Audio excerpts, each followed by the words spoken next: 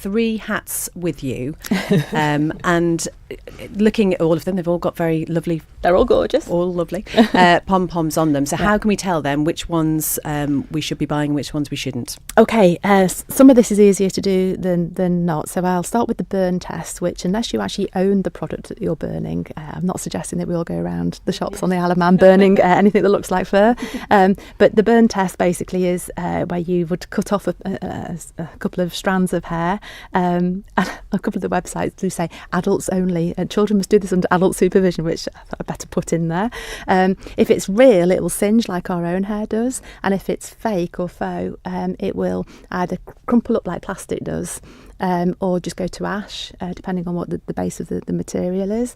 But that's apparently the most definitive one. But I think if you're just generally shopping around and you want to look, I think it's basically parting the fur as much as you can and seeing whether or not there are any textile weaving patterns underneath, or whether you can actually feel leather or suede underneath.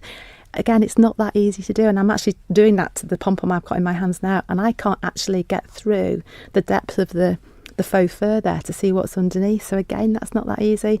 There's another test called the pin test, that if you're able to put a pin through, it's probably going to be false material. It's going to be a woven material underneath, whereas it's much harder to pierce leather or suede.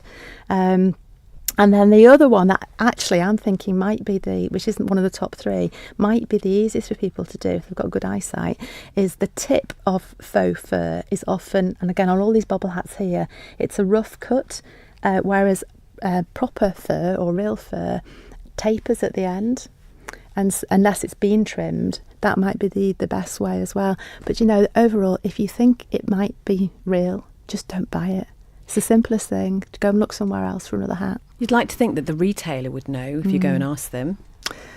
And again, the person that you go and ask is going to be an employee, a shop assistant who perhaps wouldn't have and wouldn't necessarily be expected to have that knowledge, especially if the labelling isn't correct. As Kerry was saying, the labelling is dubious on a lot of these products, and so the shop assistant is only as good as the information they've got in front of them.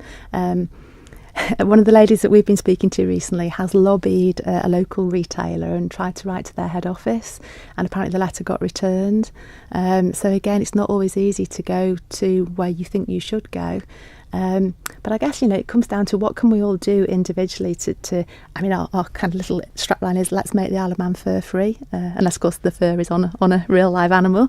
And I think we can do that. I really do think that's achievable. And if we can kind of talk about that as our aim, we can all play our part in it. And if in doubt, I say just don't buy. So what